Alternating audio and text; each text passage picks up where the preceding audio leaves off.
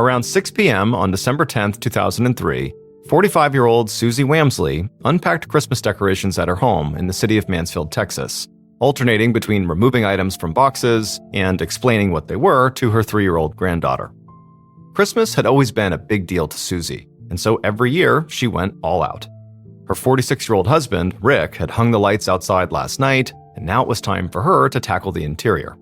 And it was extra important to get it done early this year because their neighbors were coming over for a holiday party in just a few days. The thought gave Susie a little twinge of anxiety, and so she twirled her red hair around her finger as she watched her granddaughter inspect an ornament. Just then, Susie heard a camera shutter, and she looked up to see Rick taking a picture of the moment. He winked and told her it was a good one, before plopping down on the couch and showing their granddaughter another ornament from the box. Susie smiled. She was so happy that Rick got to have these moments with their granddaughter. When their own kids had been young, Rick had worked a lot at his accounting job. This had allowed the family to live in a big house in an exclusive neighborhood, but it had also meant that Rick missed out on a lot.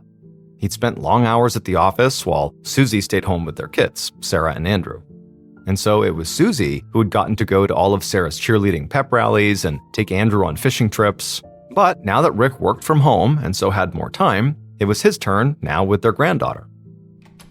Just then, Susie heard the door open and a voice call out. Seconds later, Sarah walked into the room. Sarah first gave her little girl a big hug, then she stood and greeted Susie and Rick. But right away, Susie noticed that Sarah looked worried. Susie asked her what was up, and Sarah sort of looked down and said sort of sheepishly that she'd gotten another bill. Susie knew that the bill Sarah must be referring to was a legal bill, and it wouldn't be the last. Sarah was right in the middle of a custody battle with her ex-husband, Todd, and Susie and Rick were funding it. Which Susie was more than willing to do, because she knew Sarah was a great mom and they wanted to continue seeing their granddaughter as much as they could. But this whole mess was not the first time Sarah's problems had put a lot of stress on the family. Sarah used to be sort of a typical kid, she was an outgoing, bubbly cheerleader with lots of friends and just did typical teenage girl things. But then by the end of her teen years, she really began leaning into partying and also dating older men. At one point, towards the end of high school, Susie and Rick had even kicked her out of the house. But unfortunately, that had backfired because Sarah had moved in with her ex-husband, Todd, and gotten pregnant. And their relationship resulted in lots of mental health struggles for Sarah and also some substance abuse. But the whole family had still gotten through it, and now Sarah was 25 years old and doing much better. And they had their beautiful granddaughter. So Susie just swallowed down her own complicated feelings about Sarah's newest legal bill and just smiled at her daughter. She told her not to worry about it, she and her father would pay for it. Sarah was visibly relieved and thanked her mother and father. And then not long after that, the family decided to head out for dinner. And at that point, Susie dashed upstairs to let her other child, her 19-year-old son Andrew, know that they were leaving. Andrew still lived at home because he had been going to a community college nearby. However, when Susie got up to his room, she found it was empty. And Susie just shook her head, trying her best to suppress her bitter disappointment. But ultimately, she really wasn't surprised by his absence, because Andrew lately had been spending more and more time out of the house. Andrew had always been a pretty quiet kid, but lately he'd been getting so frustrated and mad so easily and basically fought with everybody in the family constantly. And then just this past fall, Susie had found out that her son had secretly dropped out of community college, even though she and her husband had just bought him a car for having kept up his grades. And ever since, the mood in the house had been tense, to say the least. So Andrew, probably to get away from that tense feeling, had been spending more and more time out of the house with his girlfriend Chelsea. And so Susie figured that must be where he was now, out with Chelsea, which was sort of a bummer to Susie, because he'd slipped out without saying anything to anyone, even though they had all talked about how after dinner that night, the family was going to decorate the Christmas tree, which was a family tradition, and it looked like he wouldn't be there. But there was nothing she could do, so Susie sighed, left the room, and headed downstairs. Hours later, the family was back at home after having dinner and after decorating the Christmas tree, and Rick and Susie were playing a board game with Sarah and their granddaughter. And they were having a nice time until Sarah finally stood up and announced that she was tired and needed to get her daughter off to bed. And just a few minutes after that, they had left the house, and suddenly the house felt really quiet. Susie looked around the room, which was now a Christmas wonderland after all the decorating they had done. They'd covered the stair banister and the fireplace mantel with wreaths, and the tree was all lit up and bright. There were even presents already under the tree, wrapped and ready for their kids and granddaughter. Susie took a deep breath, inhaling the scent of brownies that she had taken out of the oven just a little bit ago. They were Andrew's favorite, but Andrew was not here. Susie asked Rick if he wanted a brownie, but he didn't answer. And when she looked up, she saw that Rick was starting to doze off on the couch. So she suggested that they both just go upstairs and go to bed. But hours later, Susie lay in bed, completely awake. She still had a million things on her mind, like other presents she still had to buy and the errand she had to run for the party with the neighbors that was coming up later that week. She tossed and turned a bit longer, but when she just could not sleep, she finally just got up and went downstairs, turned on the TV, and laid down on the couch. And sure enough, not long after laying down and suddenly being surrounded by the sparkle of Christmas lights, Susie felt tired and finally drifted off to sleep.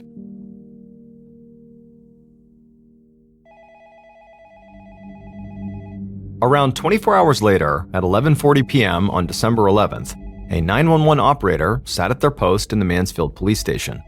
They were nearing the end of their shift, so they were tired and bleary-eyed. But they snapped back into focus when a call came in. They picked it up and clearly announced themselves, but there was no answer from the caller.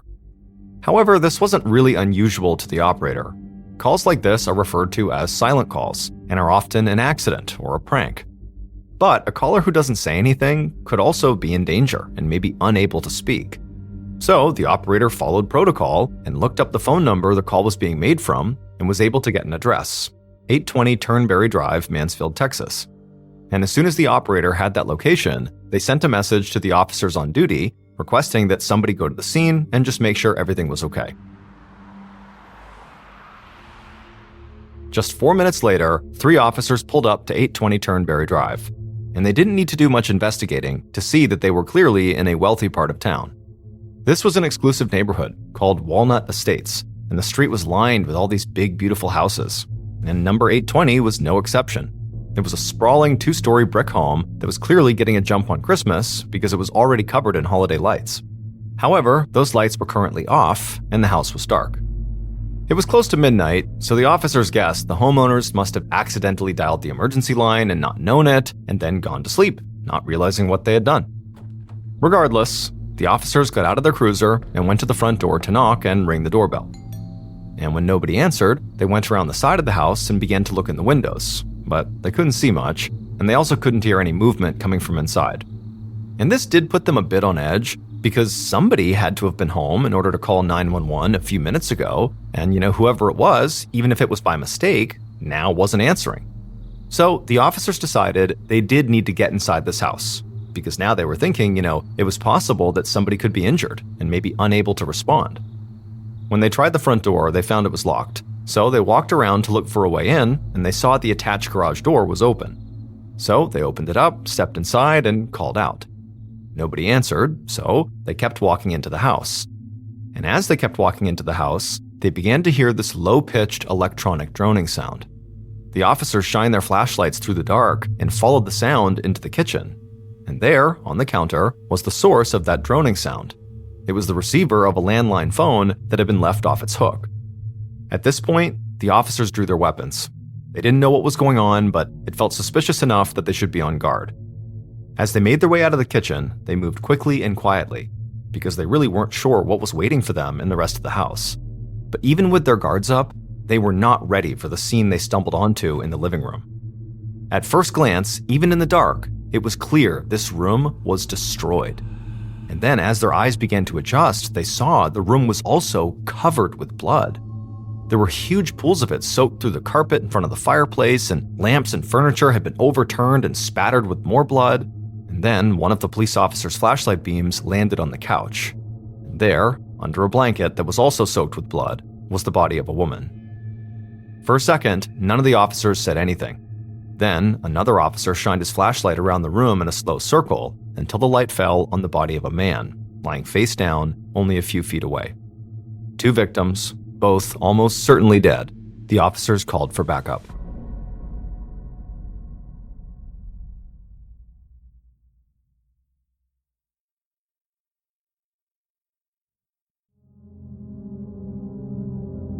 Not long after that backup call went out, The detective on call for the Mansfield Police Department, Ralph Standifer, stood in the front yard of 820 Turnberry Drive, staring up at the home. All the lights were on inside, and uniformed officers had pulled crime scene tape around the perimeter.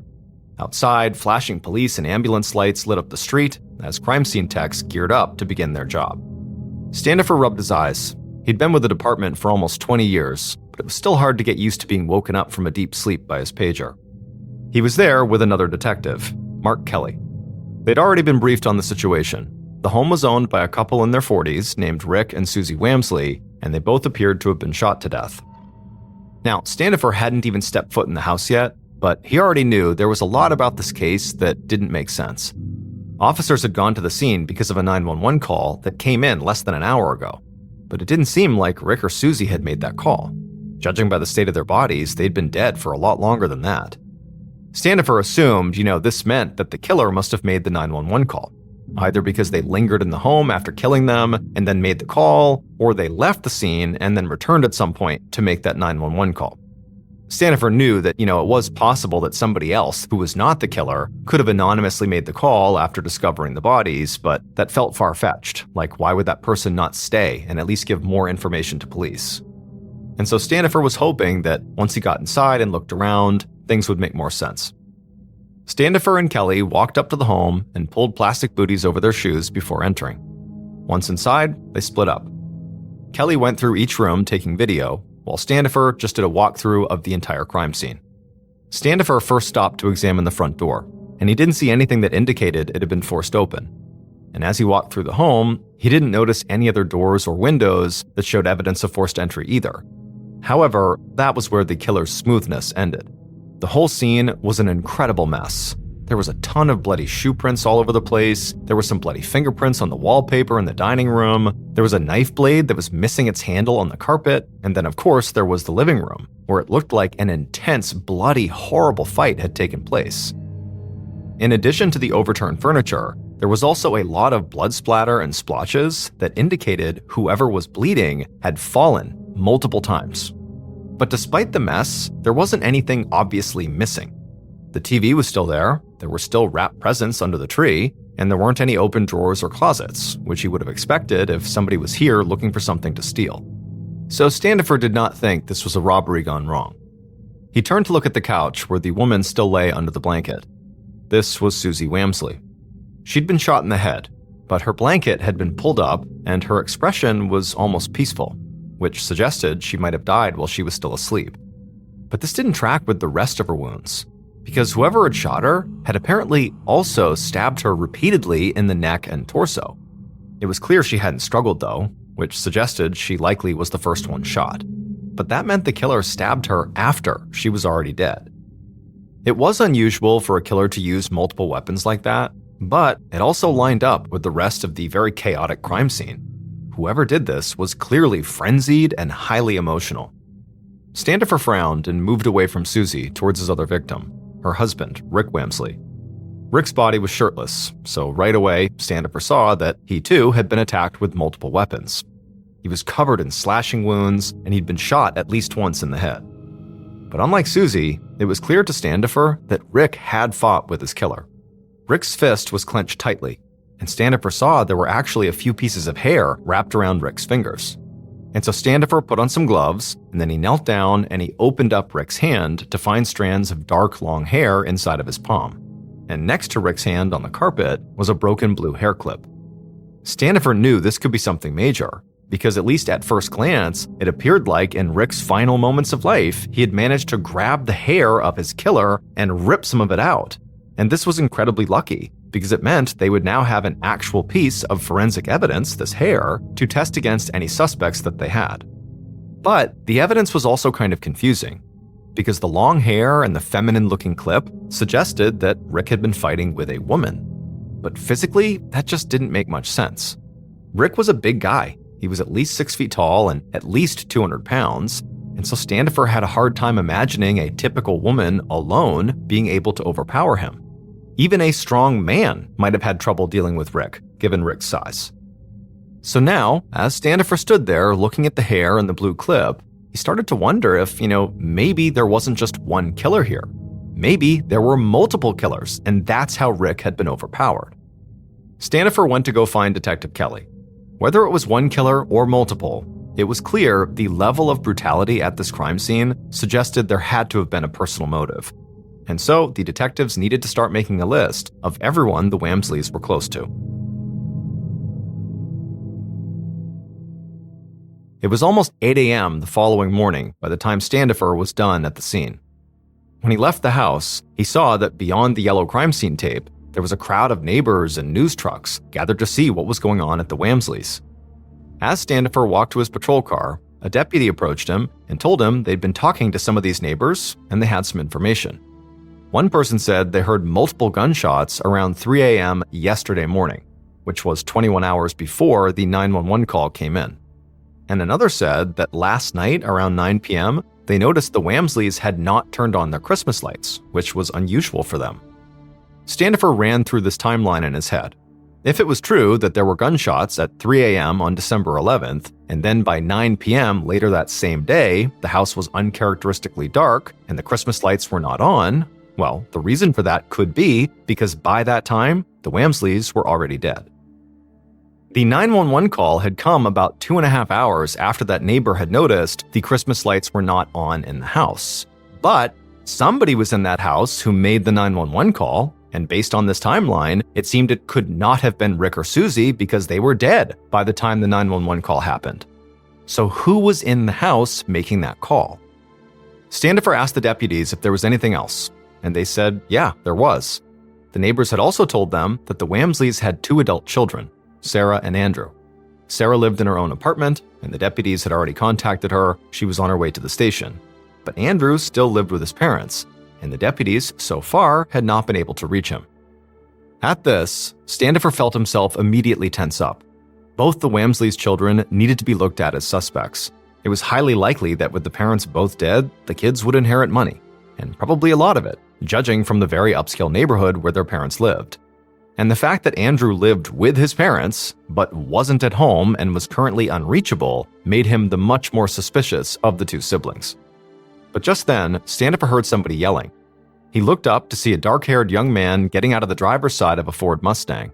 He was gesturing wildly to a police officer who had stopped the car, pointing to the home, the crime scene, and saying that that was his house. A young woman got out of the passenger side of the vehicle, and Standifer could see she and this young man both looked totally panicked.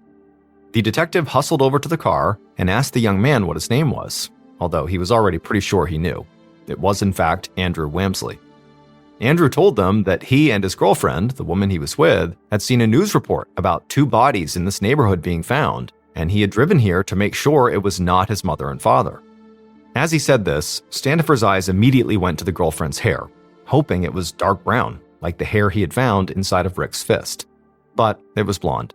Standifer was momentarily disappointed, but he knew that the girlfriend's hair color didn't actually prove or disprove anything about Andrew himself.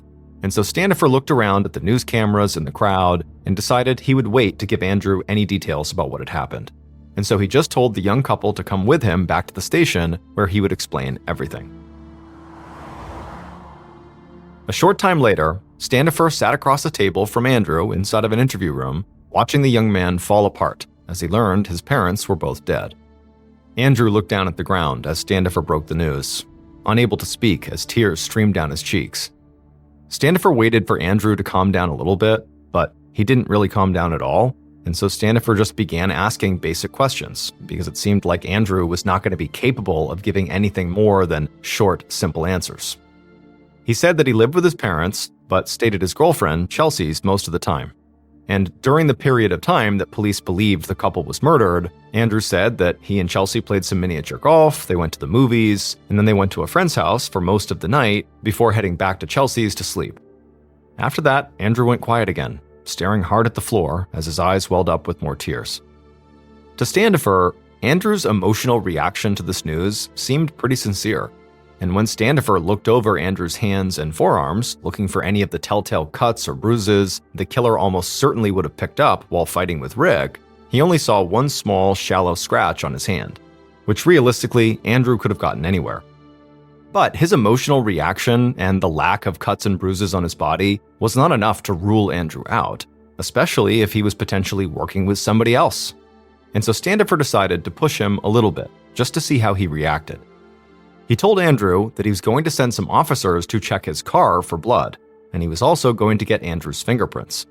Then he also said he was going to have to confirm his alibi with his girlfriend and friends, and he was going to check his bank records, looking specifically for large payments that could suggest a paid hit. After that, Standifer just stood there, waiting for Andrew to get defensive or angry. But Andrew just nodded and said that all sounded fine. And so when Standifer stepped out of the interview room, he was not feeling too optimistic about Andrew as a suspect. And so when his partner, Detective Kelly, came around the corner and said Andrew's sister, Sarah, was in an interview room ready to be spoken to, Standifer was glad to hear it.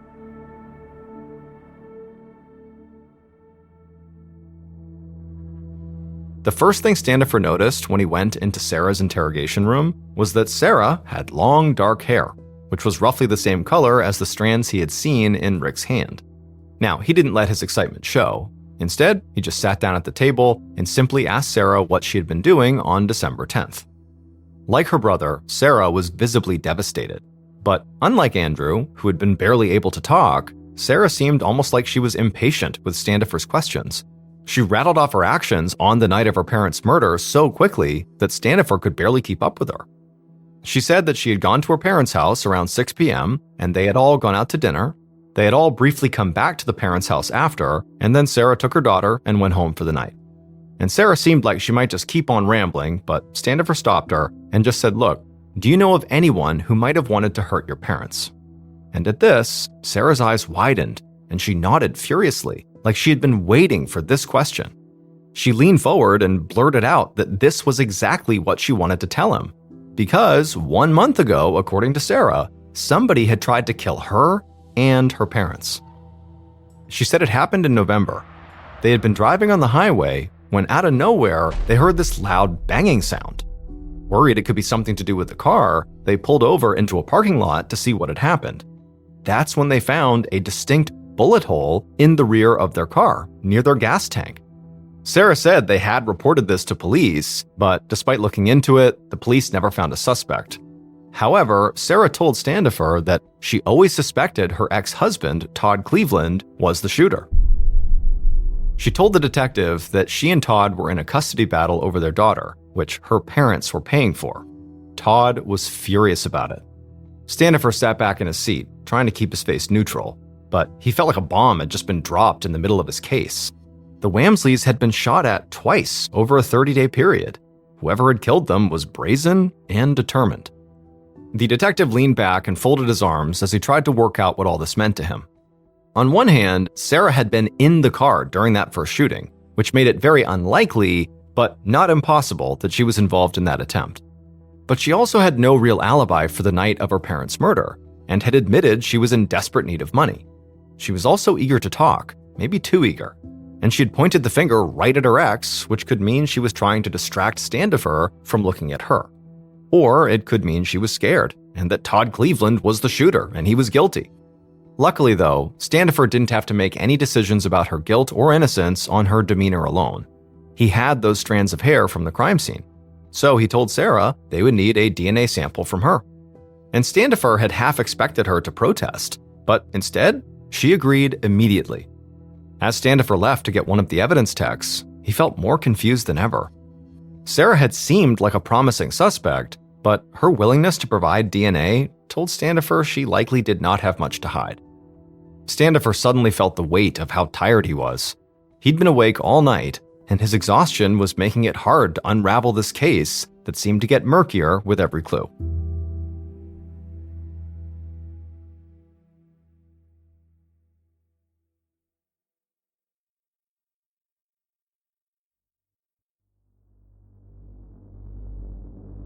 The next day was December 13th. It had been 2 days since Rick and Susie Wamsley's bodies had been found, and detectives Ralph Standifer and Mark Kelly were standing around a desk at the Mansfield, Texas Police Precinct. They were going over photos, financial documents, witness statements, and the newly released autopsy results, which just confirmed a lot of what they already knew, that both Rick and Susie had been shot and stabbed, and that Rick had fought back very hard. Standifer was more sure than ever that this was a personal crime. So he and Kelly were going over all of the evidence they had on their two key suspects, the children, Sarah and Andrew Wamsley. In the last couple of days, they had learned a lot more about the Wamsleys and their children. Standifer had been right. The parents had a big estate that their kids were set to inherit. It was worth over $1.5 million. And Rick also had a large life insurance policy as well.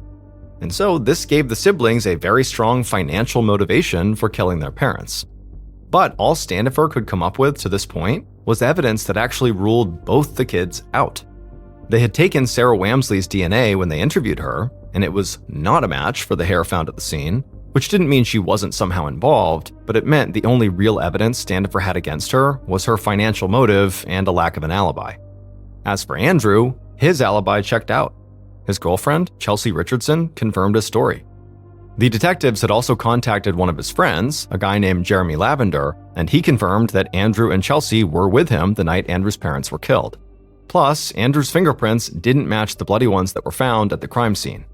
There had also been a preliminary search of Andrew's car, and they hadn't seen any obvious blood yet, although the evidence texts were not quite finished.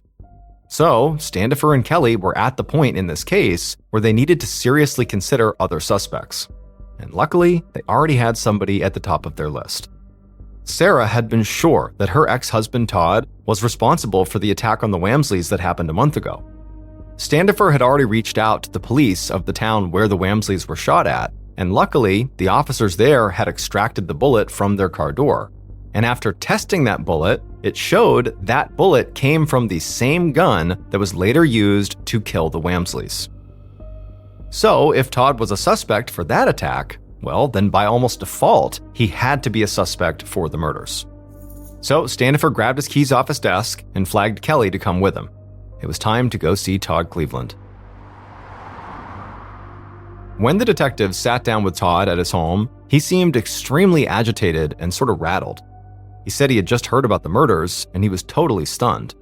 He also said he knew this looked bad for him, but he was adamant he was not involved. He may have been at war with Sarah and Susie, but he liked Rick, and besides, he wasn't around the night of the 10th because he was working. He was a plumber, and he said he had a few emergency jobs that night and in the early morning too. Standifer and Kelly stayed for a bit longer, but they didn't get much more out of Todd. So eventually they left and headed back to the station, and right away they called Todd's plumbing clients to confirm his alibi. And sure enough, it all checked out. Once again, the detectives were back to square one.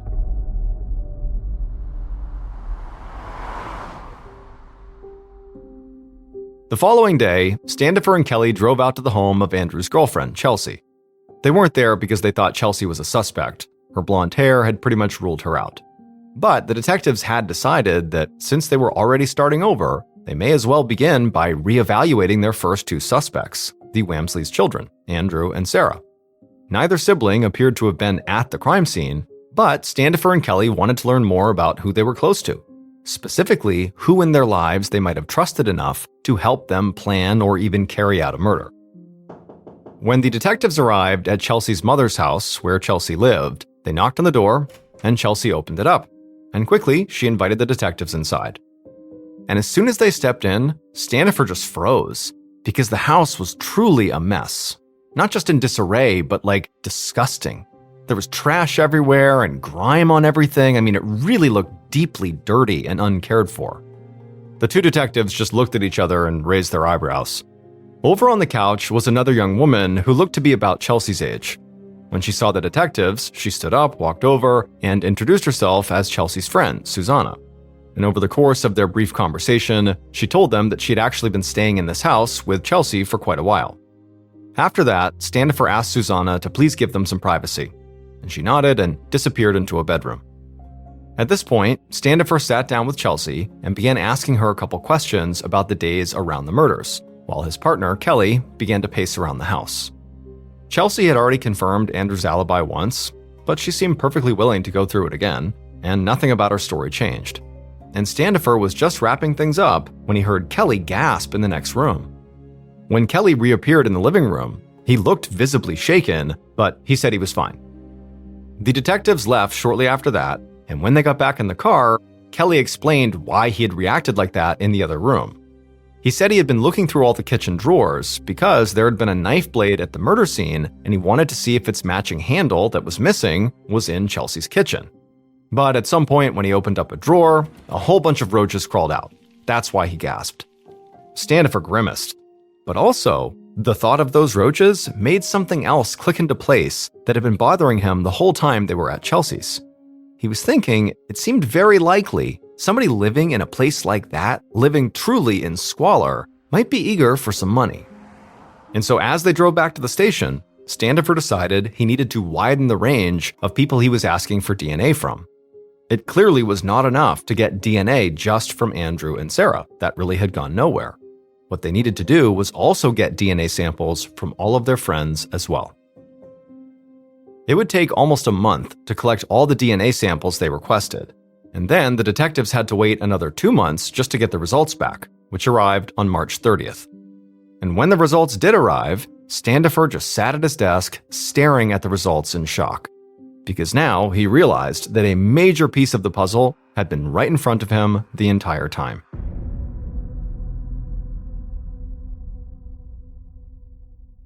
Based on these DNA results, the investigation, and also a confession, here is a reconstruction of what police believe happened to Rick and Susie Wamsley in the early morning hours of December 11th, 2003.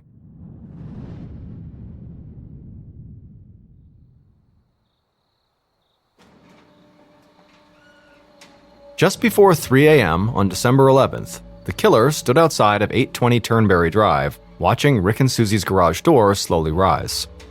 As they waited for it to open all the way, they felt both dread and also a sense of nervous anticipation.